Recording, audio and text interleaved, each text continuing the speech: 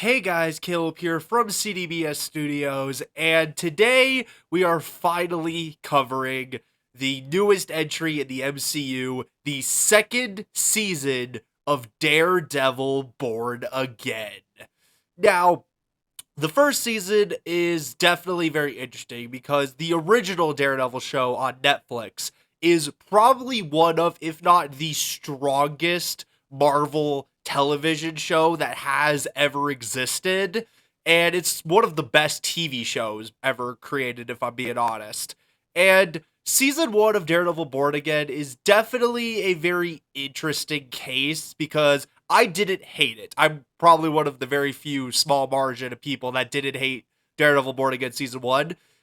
But Daredevil Born Again season one definitely has issues, as originally they greenlit it as a new show in its own continuity, separate from that Netflix show that just so happened to feature Vincent D'Onofrio and Charlie Cox back in their main roles, which we all kind of collectively scratched our heads at about why you would even greenlight a show like that. And then halfway through, they realized it was terrible, so they reworked it, but they kept all the stuff they already shot.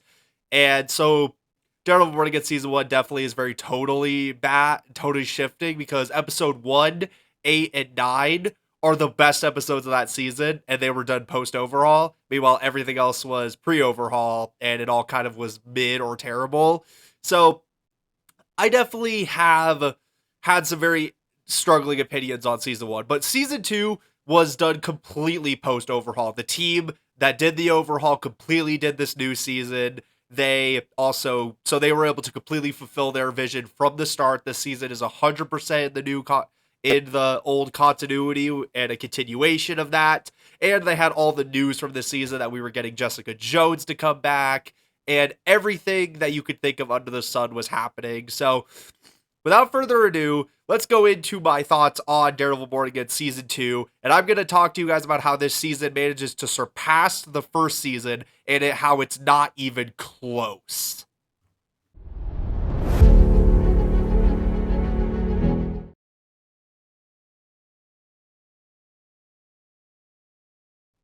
I wanted to start this review off by talking about the characters because one of the strengths of the original Daredevil show was its characters. Every single character in the original Daredevil show was never there because they needed someone to fill a scene. They always were created and placed in scenes with very meticulous effort. And Daredevil Born Again season 1 didn't really do that with a ton of its characters. Incredibly, they managed to fix that in season 2. Matt Murdock, as of course Daredevil himself, is at his highest operation quality in this season. And he was so great, even getting to see, of course, he gets the new black Daredevil suit with the double D's on his chest. And it looks phenomenal, especially how they made it where as he slowly becomes a figure for New York City, the black paint scratches off to reveal his red once again. Oh, that was so great. And then, of course, you also have Fisk this season. Vincent D'Onofrio was playing this great job at the start of the season, playing this kind of more calm, controlled Mayor Kingpin. And then after we go past the midway point, when we have a major character shift, he just goes full insane mob boss Kingpin again, and it was so incredible to watch. Their on-screen chemistry between Matt and Fisk when they are on screen together is so good. I also love that Karen got to do a lot more in this season, as of course, due to the fact of the overhaul nature of the first season, she showed up in the first episode, and then she completely disappears until the finale, which was definitely very weird, and it definitely was not the best. But thankfully, this season puts her in pretty much almost the forefront, the same way Matt is. And it makes for a way more compelling character, especially now that she has a little bit more of a chemistry arc with Matt, which I thought was very interesting to re-explore after they kind of ditched it after the first and kind of second season of the original show. So that was kind of nice to see that returned. And obviously, I gotta talk about Bullseye, who quickly became the best written character in the entire series. He definitely, back in Daredevil season 3, was kind of a more basic henchman goon kind of character, but this season fully drops Dex into the Bullseye role, and it's so great seeing this guy who's been done dirty one too many times by Fisk, and you see him slowly losing his mind as he tries to regain it. How he kind of retroactively teams up with Matt to help the city, and it was such a great role. Wilson Bethel is a amazing actor, and I really hope that Bullseye gets to show up in more stuff now because I desperately want either a Bullseye spinoff or him to become like a Thunderbolt or something because he was such a great character. However, I do have a couple issues with certain characters as there were a lot of characters that showed up that seemed like they were going to be prominent only for them to be barely in the season. I don't know if that's a factor on they've reduced the number of episodes we originally used to get for Daredevil from the usual 13 down to this season having around 8, which means that there is definitely there's not a lot of effort for certain characters to show up. Like Swordsman, the entire first half of the season is dedicated to this character. And we get the clarification at the very end of episode 3 that he's now going to be funding the resistance that's going against Fisk. And then he disappears from the show after that happens. Like, I really would have loved to see him suit up as Swordsman alongside Bullseye and Jessica Jones and Daredevil to go against Fisk. And it just feels really weird that even in that final crowd shot of the entire resistance that he's nowhere to be seen. Like, I don't know how that happened. Also, Matthew Lillard shows up in this show, and I am a huge Matthew Lillard fan.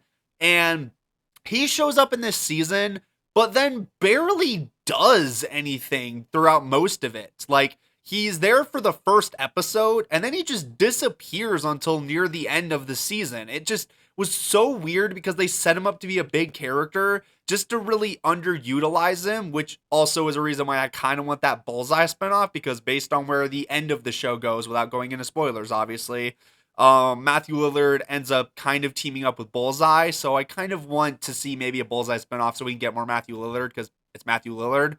And also the thing that was weird to me is that Jessica Jones, most of the preseason marketing was the fact that Kristen Ritter is coming back as Jessica Jones, but she's missing from a huge portion of this season because I can probably count the amount of screen time on 2 hands. She's barely in this season as she's gone from the entire first half. We then finally get to her in episode 6 for one action set piece by herself and then one with Matt. Then we get another couple scenes with her in episode 7, and then we get a little bit more of her in episode 8. Like, it's really weird how most of the preseason marketing was, hey, Jessica Jones is coming back, and then she barely does anything. But I can understand that we're also going to hopefully get more of her in the next season, especially where this season ends, and of course with the leaks we've already got for season 3. But other than that, the characters are definitely a lot better this season. They did a lot better job of making the characters feel like they were actually put into the scenes because they had reasons to be there. No one was thrown in for the sake of having another character in the scenes, which I liked. Plus, all the other characters I haven't even mentioned. Heather Glenn's whole arc. You got Buck, who's a really great sidekick. And overall, there's a lot better use of the characters this season. And it makes for a way better show because I actually cared about the characters. And I can't really say that apart from a couple of characters in season 1. So that's a huge improvement, at least.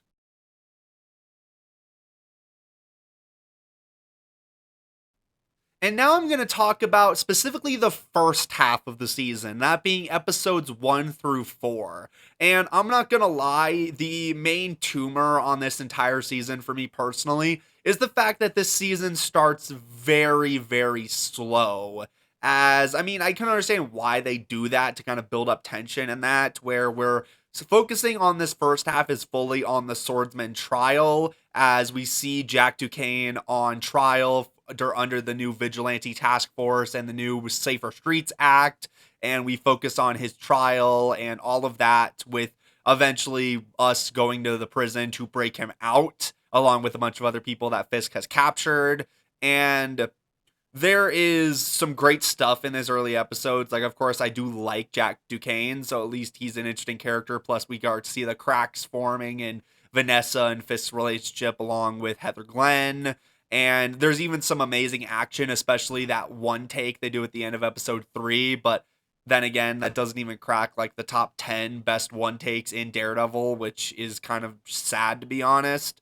But there is some great stuff. The season has one of the best Marvel TV scores, and probably arguably the best, as it's just really great, especially in these early episodes. But the thing that really tumors the season is the fact that when I think about it, most of the things I love about Daredevil Born Again Season 2 came in the back half. So this first half really dragged to me when I rewatched it.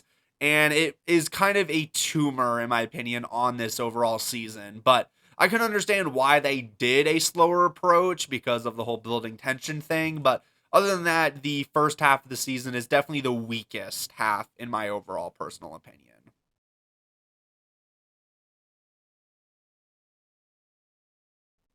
But then we get to the back half of the season, that specifically being episodes 5 through 8, and oh my, this season picks up. It is far better paced, there is better action, there is so much to enjoy about this back half of the season as we get to have those amazing, shocking character reveals as Mayor Fisk goes to Mayor Kingpin, to finally just the Kingpin, just now in the mayor's slot, which is so great. There's some amazing court drama in this back half as we see some great centered stuff, especially in that finale with Karen Page getting put on trial and Matt has to defend her, which is one of the best. What made me so happy about that back half, finally remembering Daredevil was a lawyer, and it brought me back to Daredevil season 2, which I liked. There were some shocking twists that happens, and honestly, like I mentioned, my favorite moments of the entire season comes from this back half. Especially, most of my favorite sayings come from just the finale alone.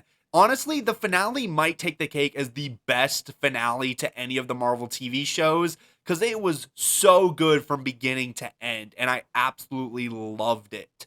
Daredevil Born Again season 2 definitely picked up in its back half, and that ending sets up a lot for the future of the MCU, whether it be Daredevil Born Again season 3, which we know we're getting, potentially some implications for Brand New Day later this year, and of course the epilogue, that being the Punisher special that comes out next week. So overall, the back half of the season definitely was so much better than the first half, and it honestly brought up a already kind of low score that I was preparing to give this season when I originally drafted the video of how Daredevil Born Again season 2 was maybe better, but also kind of worse. But thankfully, this back half came in when it did, because oh my, I loved episodes 5 through 8, and they were so worth it to get to. Overall, like I mentioned, I am part of the percentile that does think Daredevil Born Again season 1 is good, but this second season fixed everything I had an issue with, except for a few things here and there. So I'm going to go ahead and give Daredevil Born Again season 2 a 9 out of 10. If it wasn't for that slow and kind of boring first half of the season, this would have easily been a 10 out of 10 season, up on par with Daredevil season 3. It was phenomenal, and you can obviously tell that they went into this season trying to fix the problems of season 1, and they did it. Many people are even ranking this season amongst the best of Daredevil, and even some are even putting it above certain Daredevil seasons. That's how good they managed to fix this season. And like I mentioned, that ending actually surprises me for the future of Daredevil and Marvel TV as a whole, plus also Spider-Man Brand New Day. So anyway, thank you guys all very much for watching this review of Daredevil Born Again Season 2, and I want to know, if you have seen the season, let me know what your thoughts are down in the comments, and maybe we get a conversation going. And now I prepare for the Punisher special that comes out next week, being the sort of epilogue of the season. But without further ado, thank you guys all very much for watching this video, and I hope to see you guys all in the next one. Bye, guys.